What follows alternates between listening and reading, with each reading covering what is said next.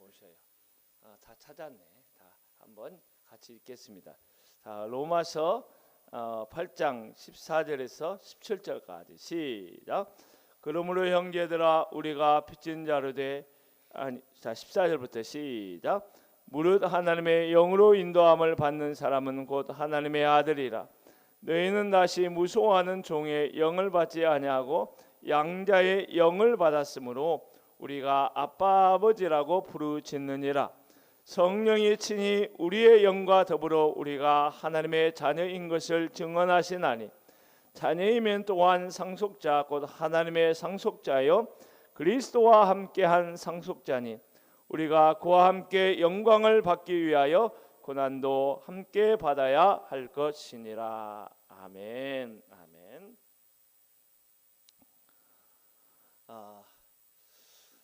우리 하나님의 은혜와 평강이 우리 주님을 사랑하는 모든 우리 예배자들 위에 있기를 주의 이름으로 축복합니다. 할렐루야.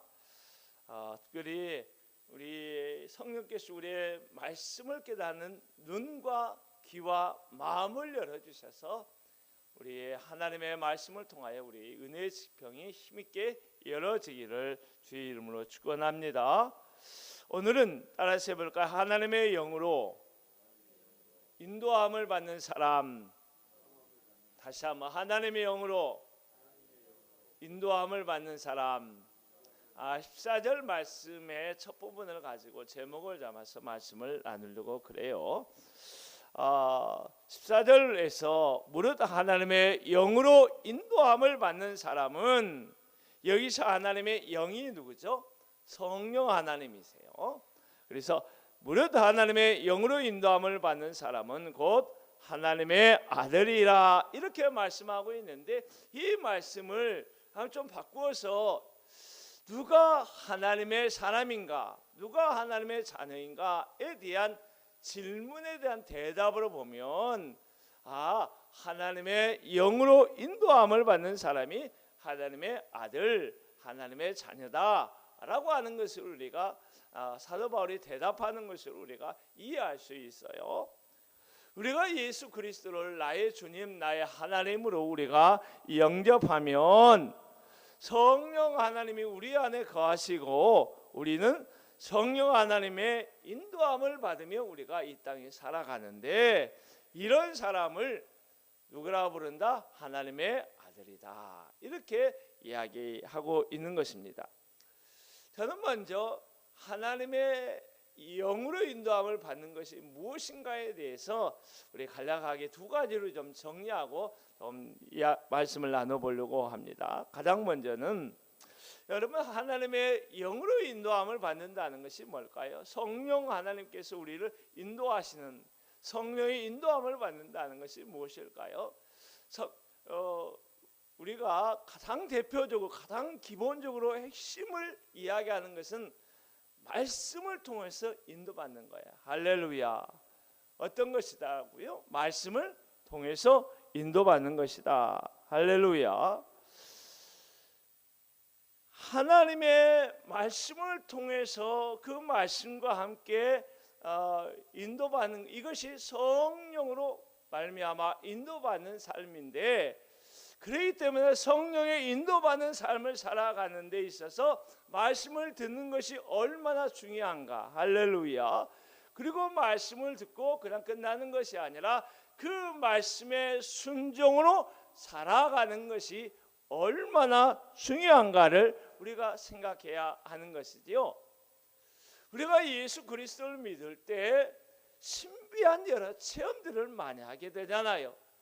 우리 사모님과 같이 하나님의 음성을 듣는 실제 음성을 듣는 그러한 신비한 체험도 하는 경우가 있어요.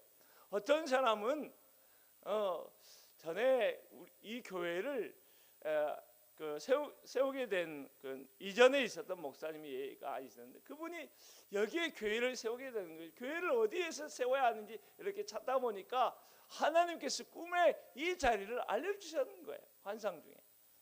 이런 놀라운 신비한 일들이 많이 있는데 또 어떤 사람은 기도하면서 어떻게 되는 거예요? 병도 고침 받아요. 암도 고침 받아요. 할렐루야.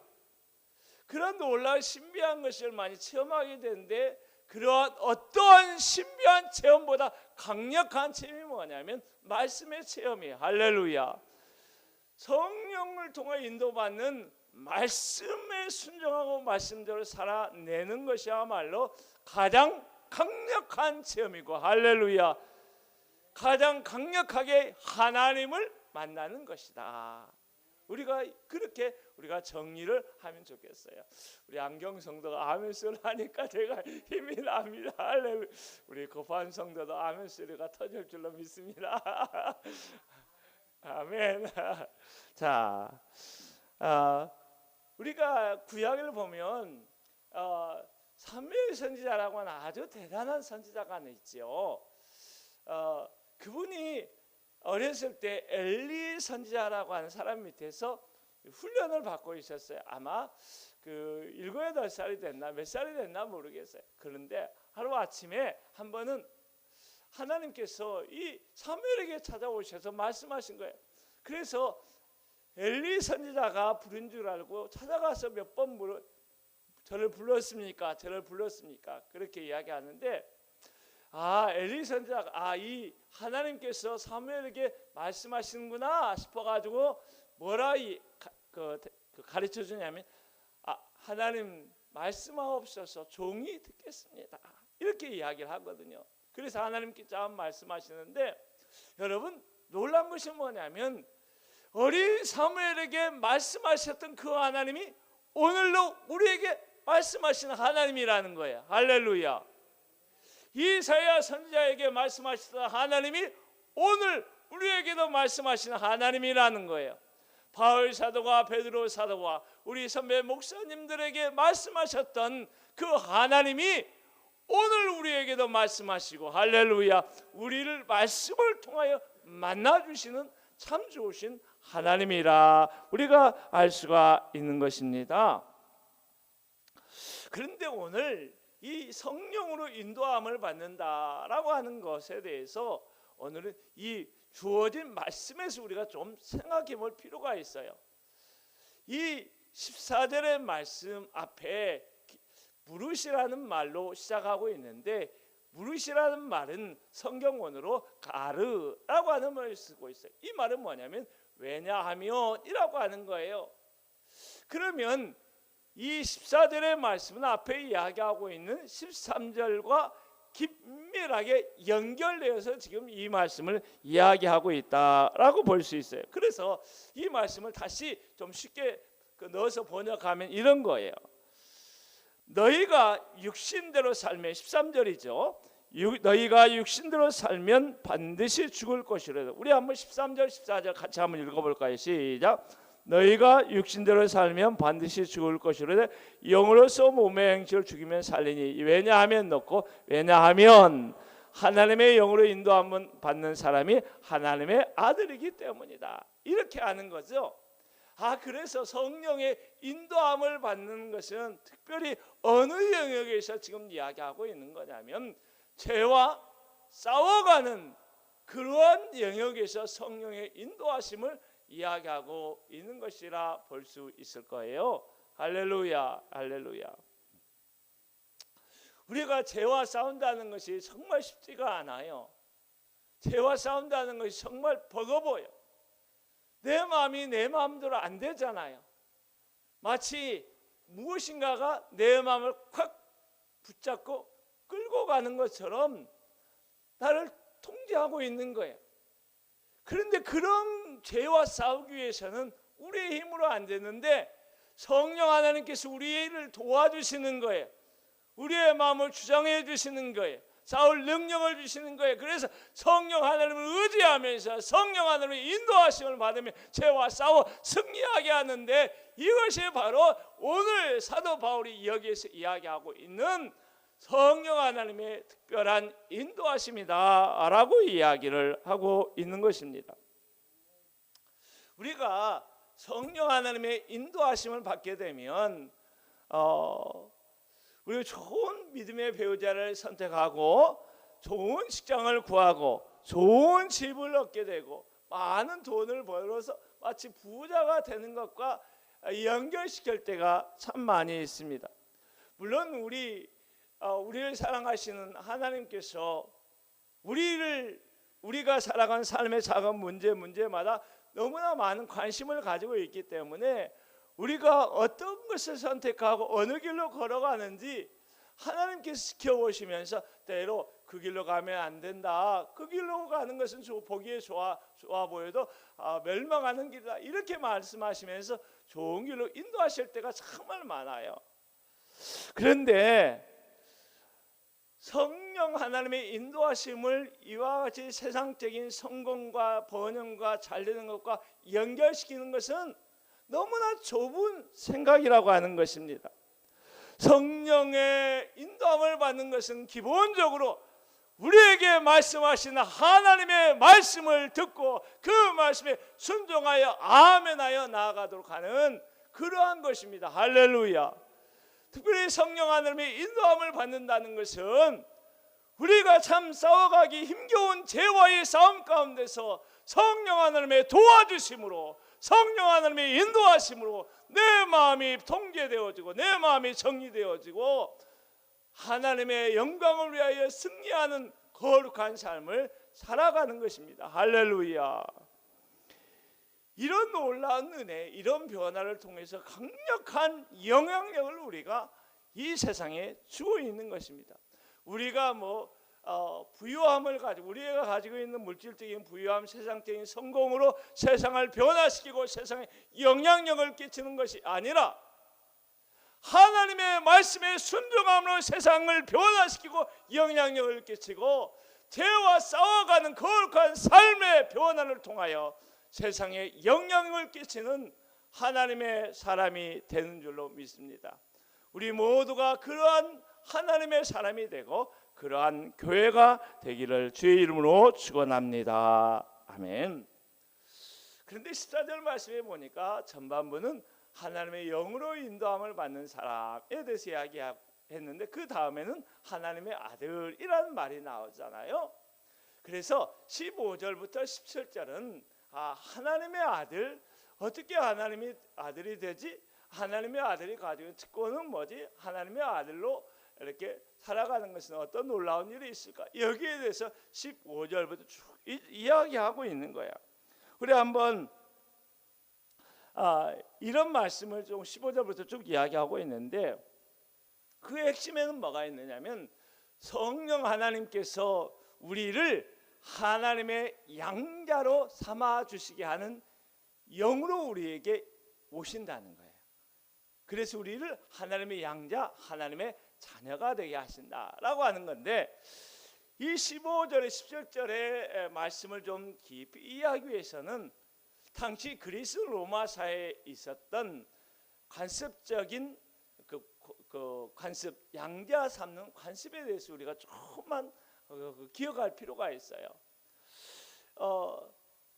돈이 많은, 아주 재산이 많은 사람이 이제 나이가 든 거예요. 이 재산과 지위를 물려줄 수 있는 아들이 없는 거예요. 그때 어떻게 하느냐면 어떤 그 사람을 선택해서 자신의 양자로 입양하는 거거든요.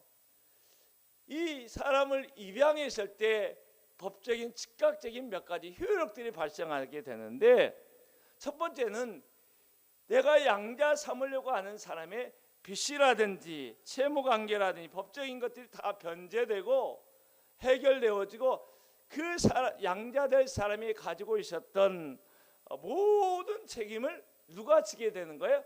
그 양아버지가 곧바로 지게 되는 법적인 효력이 발생하게 되는 거예요. 두 번째는 뭐냐면 이 양자될 사람이 새 이름을 받게 되고 양아버지의 모든 재산을 상속받는 상속자가 되는 즉각적인 효력이 발생하게 되는 거예요. 세 번째는 양아들도, 입양된 양아들도 아버지를 공경하고 기쁘게 해드려야 하는 새로운 의무가 즉각적으로 발생하게 되는 것인데 이 그리스 로마 사회에 일어났던 입양의 관습을 통해서 성령께서 우리 안에 양자 삼아주시는 영으로 임하셔서 우리에게 오셨을 때 이와 같은 일들이 하나님과 우리와의 관계 속에서 쭉 일어나게 된다는 것을 지금 말씀하고 있는 거지요. 자, 첫 번째 성령께서 하시는 역할이 뭐냐면 우리에게 양자의 영으로 오셨는데, 그래서 우리를 어떻게 하시냐면 하나님을 아빠, 아버지라고 부르게 하는 놀라운 일을 우리 안에 행하신다라고 하는 것이 15절 첫 번째 말씀이에요. 한번 읽어볼까요? 15절 말씀 시작. 너희는 다시 무서워하는 종의 영을 받지 아니하고 양자의 영을 받았으므로 우리가 아빠, 아버지라고 부르짖느니라. 할렐루야. 여러분, 유대 사회를 한번 생각해 보세요. 이스라엘 사람들은 하나님을 아빠, 아버지라 부르는 것은 상상할 수 없는 거였어요. 예수님께서 이제 공생의 기간에 말씀을 전하시면서 가르치실 때 하나님을 가리켜서 나의 아버지다 이런 이야기를 했어요. 특별히 겟세마네 동산에서 기도하실 때 아빠, 아버지요 라고 이렇게 기도하셨거든요. 어찌 보면 유대인들이 예수님을 십자가에 못 박일 수밖에 없었던 이유 가운데 가장 주된 이유를 이야기한다면 예수님이 하나님을 자기 아버지라고 이야기하면 그것 때문에 신성 모독을 했다 하면서 십자가형으로 예수님을 죽이게 되는 그런 일이 벌어지게 된 거예요. 그만큼 하나님을 아버지라 부르는 것은 있을 수가 없는 것입니다. 그런데 성령님께서 우리 안에 오신 거예요. 우리를 하나님의 양자가 되게 하는 영으로 우리 안에 오신 거예요. 그리고 우리 안에 성령께서 그와 같이 오셨을 때 우리의 입이 열려서 하나님을 아버지 하나님 할렐루야, 아빠 하나님 이렇게 부르게 되는 거예요. 아빠라고 하는 것은 어린아이가 친숙하게 자기 아버지를 부를 때 아빠라고 하는 것처럼 그와 같이 친숙하고 친밀한 언어를 통하여 하나님을 부르게 되는 것이다, 이런 이야기를 하고 있는 것입니다. 우리가 이 말씀을 한번 곰곰이 한번 생각해 보세요. 이 말씀의 이면은 뭐가 있느냐면 우리가 하나님의 자녀로 입양되기 전에 우리는 하나님의 자녀가 아니었다는 거예요. 그렇죠? 우리는 죄의 종이었고 마귀의 종이었어요. 그렇기 때문에 어떻게 되느냐면 무서워하는 종의 영을 받았다 이렇게 이야기하고 있는데, 여러분 한번 보세요. 믿는 사람과 믿지 않는 사람의 아주 중요한 차이가 있는데 그들이 받은 영이 다르다는 거예요. 믿지 않는 사람들은 죄의 영, 마귀의 영을 받고 살아가고 있는 거예요. 그런데 예수 믿는 사람은 영이 바뀐 사람이, 우리는 양자의 영, 성령을 받고 살아가는 사람들이기 때문에 하나님을 친밀하게 아버지라 부르게 되는 거예요. 그런데 이것이 얼마나 놀라운 일이냐면 요한복음 1장 12절에 보니까 영접하는 자, 곧 그 이름을 믿는 자들에게는 하나님의 자녀가 되는 권세를 주셨다. 이와 같이 이 이야기를 하고 있는 것입니다. 그래서 하나님을 아바, 아버지라 부르는 것은 놀라운 특권이다라고 이야기할 수 있고, 그것은 오직 예수님을 믿는 우리에게만 허락된 것이다 라고 이야기를 하고 있는 것입니다. 그런데 한번 생각해 보세요. 어떤 사람들은 하나님을 아버지라고 부르는 것이 굉장히 거북한 사람들이 있어요. 어떤 사람들일까요? 아버지에게 좀 험한 아버지를 통한 험한 상처를 받은 사람들의 경우에 하나님을 아버지라 부르는 것이 너무나 부담되는 거예요. 제가 알던 우리 형제 가운데 한 사람은 아버지에게 너무나 매맞는 그런 상처가 너무나 커서 하나님을 아버지라고 부르는데 그게 안 된다는 거예요. 아마 여러분도 그런 경험이 있지 않을까 싶어요. 하나님을 아버지라 불러야 되는데, 아버지라 부르라고 하는데, 아버지라 부르고 싶은데 나의 마음속에는 아버지에 대한 트라우마가, 상처가, 깊은 상처가 있어서, 트라우마가 있어서 아버지란 말이 입에서 떨어지지 않아요. 부모님에 대한 아픈 상처들이 있어서 하나님을 아버지라 부르지 못하는 거예요. 어찌 보면 그런 사람들은 저는 정말 아버지가 있음에도 불구하고 아버지가 없는 고아와 같은 그런 삶을 살아가는 사람이 아닐까 싶어요. 그러나 여러분, 용기를 내서 하나님의 아버지 불러보세요. 할렐루야. 따라서 해볼까? 하나님 아버지, 하나님 아버지. 다시 한번 하나님 아버지. 여러분, 하나님을 아버지라 우리가 부르게 되면 놀라운 우리 안에 친밀감이 회복이 돼. 하나님은 멀리 계신 분이 아니라 가까이 계시면서, 할렐루야, 나를 돌보시는 하나님으로 실제적으로 경험하게 되는 내면의 변화가 일어나게 되는 거예요. 이것이 하나님의 역사, 성령 하나님 역사인 거죠. 그리고 더 놀라운 것이 뭐냐면 우리의 육신의 아버지, 어머니에게서 받았던 상처들이 하나님을 아버지로서 경험해 가면서 하나님을 아버지로서 만나게 되면서 그러한 상처들이 극복되어지고 치료받게 되는 거야. 할렐루야. 그러므로 여러분, 이 하나님을 아버지라 부르십시오. 할렐루야. 우리가 자녀를 갖게 되었을 때 설렘이 있잖아요. 이 아이가 태어나서 아빠라고 나를 처음 불러줬을 때 얼마나 우리 아들들이 여러분 상상이 되나요? 이 아이가 나를 아빠라고 불렀을 때, 이 아이가 나를 엄마라고 불렀을 때, 이 아이가 태어난 그래서 얼마나 기대에 차서 야 아빠라고 한 번만 불러봐 엄마라고 한 번만 불러봐. 할렐루야. 우리 하나님이 그러시지 않을까 싶어요. 저는 하나님을 생각하면서 그런 마음이 많이 들어요. 마치 우리 아들 신영이가, 우리 아들 세영이가 아빠라고 처음 불렀을 때 그때의 감격이 우리 하나님이 내가 아버지 하나님 불렀을 때 하나님의 마음이 아닐까. 할렐루야. 자녀된 우리는 하나님을 아빠, 아버지라고 부를 때, 아버지 하나님이라 부를 때 하나님이 정말 나를 기뻐하신다라고 하는 것을 알아야 합니다. 우리가 뭔가 헌금을 많이 하고 뭔가 큰일 이런 것이 아니라, 할렐루야, 그것은 어찌 보면 저급한 차원이에요.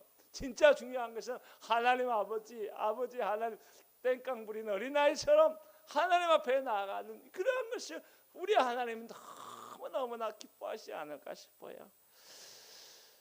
그러할 때 우리 안에 있는 상처도 치료받고, 할렐루야, 우리 삶의 평강도 회복이 되어지고 안정감도 느끼게 되어지고 힘있게 살아갈 용기도 얻게 되는 줄로 믿으시기 바랍니다. 둘째, 성령 하나님이 우리 안에 오시면 우리가 어떤 마음을 갖게 하시냐면, 야, 네가 하나님의 아들, 하나님의 자녀라고 하는 내적인 확신을 우리에게 주신다는 거예요. 할렐루야. 16절의 말씀을 우리 한번 읽어볼까요? 시작. 성령이 친히 우리의 영과 더불어 우리가 하나님의 자녀인 것을 증언하시니, 이 말이 뭐냐면 성령께서 우리가 하나님의 자녀라는 확신을 주신다라고 하는 거예요. 그래서 성령의 내적인 확신이라고 하는 이런 부분을 언급하고 있는 말씀이다라는 거예요. 성령께서 우리에게 오셔서 음성으로, 야 누구야, 너는 하나님의 아들이다, 하나님의 딸이다, 하나님의 자녀다, 음성으로 이렇게 들려주는 것은 매우 특별한 경우라고 생각이 들어요. 그러나 대체적으로 우리 안에 내면에서 확신을 갖게 하는 그런 것을 주시는 거거든요. 그래서 무슨 표현을 하고 있는, 우리의 영으로라고 하는 거예요. 영적인 차원에서, 할렐루야, 우리의 영적인 차원에서 하나님께서 너는 하나님의 자녀다, 하나님의 아들이다, 이것을 느낄 수 있도록, 확신할 수 있도록 하신다라고 하는 것이죠. 사실 그런데 우리가 그러함에도 불구하고 음성으로 우리가 듣지 못해도 우리가 성령께서 우리에게 확신을 주시는 그러한 것을 체감할 때가 있어요. 여러분, 어떨 때 그러한 것을 체감할까요? 많은 사람들은 예배 드릴 때 이야기해요. 어떤 사람 말씀 들을 때, 어떤 사람은 기도할 때 이런 이야기를 많이 하거든요. 그런데 저는 단 한 가지를 정리하고 싶어요. 말씀을 들을 때이든지, 할렐루야, 기도할 때이든지, 또 찬양할 때이든지, 걸어갈 때이든지 하나님을 아버지로 부를 때 우리는 하나님을 힘있게 아버지 하나님을 체험하는 확신을 성령께서 주시는 것이다 라고 이렇게 말하고 싶어요. 할렐루야. 왜냐하면 하나님을 그렇게 부르고 싶어도 부를 수 없는 사람이 얼마나 많은지 안 되는 거예요. 그런데 성령께서 우리 안에 거하시고 우리 안에 역사하시면 하나님을 아버지라 부르는 것이 너무나 자연스러운 거야. 할렐루야. 그리고 로마서 오늘 말씀해 보니까 부르짖느니라는 말이 바로 앞에서 나오는데, 그것을 보면 아빠 아버지라고 부르짖는다라고 하는 것은 보통 어느 때 하는 거예요? 기도할 때잖아요. 우리 삶이 어려울 때 아버지 하나님 도와주세요. 내가 아플 때 아버지 하나님 나를 도와주세요. 내 마음에 불안함이 있을 때 아버지 하나님 평안함을 주세요. 이렇게 할 때 뭘 경험하냐? 나를 도우시고 나를 만져주시고 나를 치유하시고 나를 일으켜 세워주시는 아버지 하나님을 만나게 되는 거죠. 그러할 때 나는 하나님의 아들이구나. 할렐루야. 이런 확신하고 있는 나를 발견하게 된다라고 하는 것을 이야기하고 있는 것이죠. 그래서 한번 따라서 해볼까요? 아버지 하나님. 할렐루야. 좋아요. 다시 한번 우리 급한 성도가 안 했어요. 다시 한번 아버지 하나님. 다시 한번 아버지 하나님. 아버지 하나님. 할렐루야. 여러분, 그래서 저는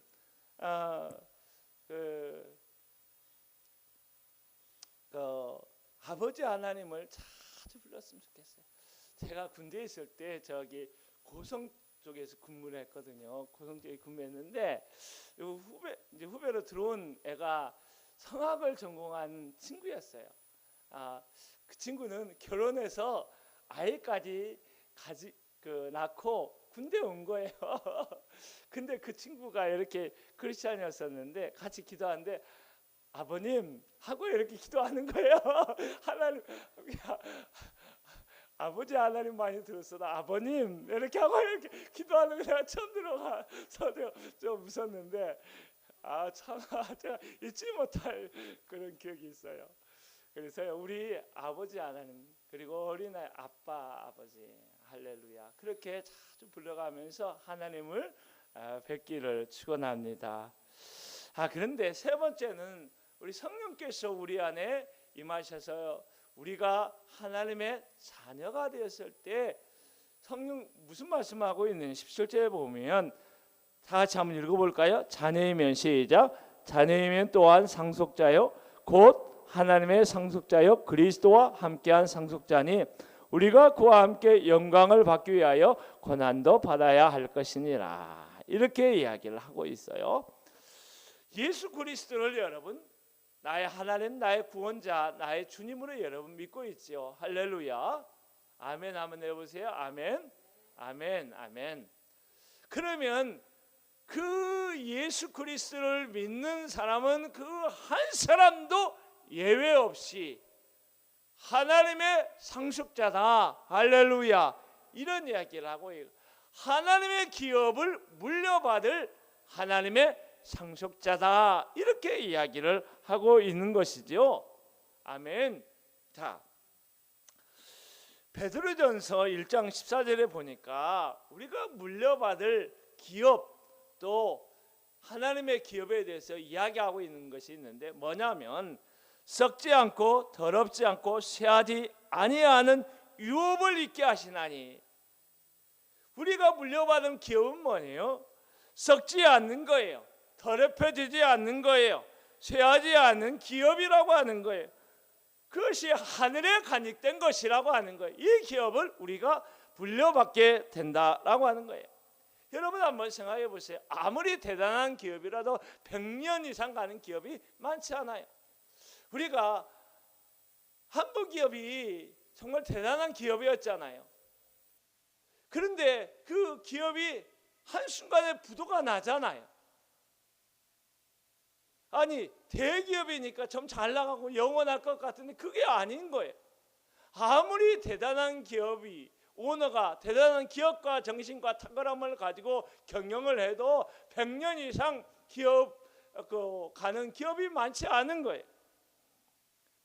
그런데 하나님이 우리에게 주시는 기업은 썩지 않고 더럽혀지지 않고 쇠하지 않는 하늘에 간직한 영원한 기업이, 우리가 이 기업을 물려받을 정당한 상속자가 되는 거예요. 할렐루야. 여기에서 이 상속에 대한 이야기를 하면서 성령 하나님께서 두 가지로 풀어주셨는데, 첫 번째는 하나님의 상속자라는 말을 풀어줬고, 그리스도와 함께한 상속자라, 이 말로 이렇게 풀어주셨어요. 하나님의 상속자라고 하는 것은 우리의 상속을 누가 보장하는 거예요? 하나님이 보장하고 있는 거예요. 할렐루야.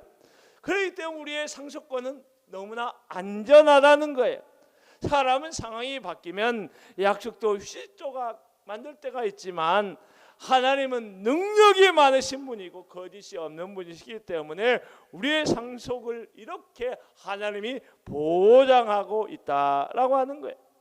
그리스도와 함께한 상속자라고 하는 것은 예수 그리스도로 말미암아 우리가 상속자가 되고, 예수 그리스도와 함께 영원히 누리게 될 상속을 우리가 받게 된다라고 하는 것을 이야기하고 있어요.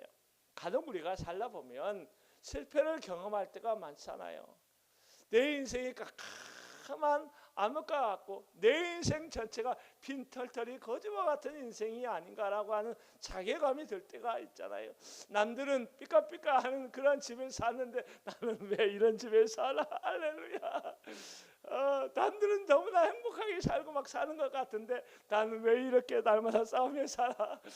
그런 이야기를 생각하면서 자괴감이 들 때가 있잖아요. 그런데 여러분, 좀 시야를 좀 넓히십시오. 이 땅에 너무나 연연하지 말고 우리에게 물려받은 놀라운 기업이 있다는 사실. 할렐루야. 할렐루야. 우리가 오노의 상속자가 되는 거야. 이 천지 만물의 오너가 되신 하나님의 상속자가 되는 거예요. 이런 것을 생각하면서 우리가 힘을 내고 자부심을 가지고, 할렐루야, 이 땅에서 당당하게 살아가야 되는 거예요. 제가 이걸 생각하면서 좀 기죽지 말았으면 좋겠어요. 사실 제가 정말 어렵게 살아왔어요. 재정적인 문제 때문에 얼마나 많이 좌절을 겪었는지 몰라요. 그런 것 때문에 내가 불평하고 그런 건 아니지만, 그렇기 때문에 내 안에 왠지 모르게 위축되어지는 어두운 감정들이 조금 지금도 남아있는 것 같아요. 그래서 저는 제 자신에게 어떤 경계를 하냐면, 야, 좀 자신감을 좀 가져라. 할렐루야. 너는 하나님의 특별히 부름받은 목사잖아. 할렐루야. 너는 그래도 공부도 좀 할 만큼 한 사람 아니냐. 할렐루야. 이렇게 네 아버지가 하늘의 하나님 아니냐라고 하면서 내 스스로에게, 야, 자신감을 가져라, 이렇게 말을 할 때가 있는데, 이 동일한 이야기를 예배하는 모든 하나님의 백성들에게 말하고 싶어요. 자부심과 거룩한 프라이드를 가지고 당당하게 이 땅에 살아가라. 할렐루야. 왜냐하면 우리는 하나님의 자녀일 뿐만 아니라 하늘의 기업을 상속받을 정당한 상속자이기 때문이다. 할렐루야.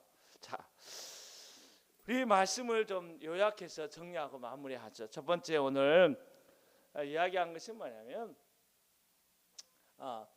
성령 하나님께서 양자의 영으로 우리에게 오셨기 때문에 우리가 하나님을 아버지라 부를 수 있게 됐다. 그러므로 우리는 하나님을 아버지 하나님 이렇게 자주 불러가면서, 할렐루야, 하나님과 친숙한 교제, 아름다운 관계를 만들어 가십시오. 할렐루야. 우리가 하나님을 아버지라 부를 때 우리 안에 평강이 찾아와요.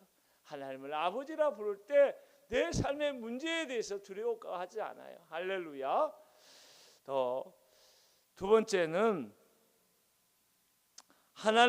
우리가 하나님의 자녀이기 때문에 하나님의 상속자다라고 하는 사실을 생각하면서 좀 당당하게 살아갈 수 있기를 주의 이름으로 축원합니다. 할렐루야. 고난에 관한 부분은 다음 주에 더 이어가면서 말씀을 나누겠습니다. 우리 찬송가 우리가 359장 찬양하면서 기도하고 마무리하도록 하겠습니다. 359장 천성을 향해 가는 성도들아, 우리 찬양을 부르기 전에 우리 한번 아버지 하나님 몇 번만 불러볼까요? 너무나 좋아서 해볼까요? 아버지 하나님, 아버지 하나님, 예, 아버지 하나님. 정말 우리가 힘들 때, 예, 좋아요.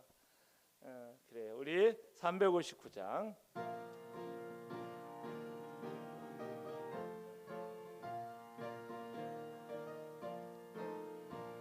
천성을 향해 간 성도들아, 앞길의 장애를 두려 말아라. 성령이 너 인도하시리니 왜 지체를 하고 있느냐. 앞으로 천성을 향해 나가세. 천성문만 바라고 나가세. 모든 천사 너희를 영접하러 문 앞에 기다려서 있네. 나가는 길 누가 비웃거든 확실한 증거를 보여주어라. 성령이 지감하여 주사 그들도 참 길을 찾으리. 앞으로 천성을 향해 나가세. 천성문만 바라고 나가세. 모든 천사 너희를 영접하러 문 앞에 기다려서 있네. 나가는 길 이전 내 손에 등검을 꽂지 말아라. 마귀의 용 모두 깨뜨리고 끝까지 잘 싸워 이겨라. 앞으로 천성을 향해 나가세. 천성문만 바라고 나가세. 모든 천사 너희를 영접하러 문 앞에 기다려서 있네. 우리 기도하지요. 사랑하는 여러분, 우리에게 부를 이름이 있습니다. 아버지 하나님. 아버지 하나님이라고 우리가 부를 때마다 우리 안에 두려움이 떠나가고 불안함이 떠나가고 미래에 대한 염려 근심이 사라지게 될 것입니다. 그러므로 한 주간 살아가면서 아버지 하나님 부르면서 하나님과의 친밀한 교제를 나눠갈 수 있기 바랍니다. 우리는 하나님의 자녀이기 때문에 하늘나라의 기업을 상속받을 정당한 상속자입니다. 이 세상에 일로 인하여 너무 마음 상하지 마십시오. 하나님의 상속자로 당당하게 이 땅에서 살아갈 수 있기를 바랍니다. 지금은 우리 주 예수 그리스도의 은혜와 아버지 하나님의 한량없는 사랑과 성령의 내주 교통 충만 역사하심이 하나님을 아버지로 부르며 하늘의 상속자로 거룩한 프라이드를 가지고 살아가기를 결단한 모든 예배자들 위해 영원히 함께 하시기를 간절히 축원하옵나이다. 아멘.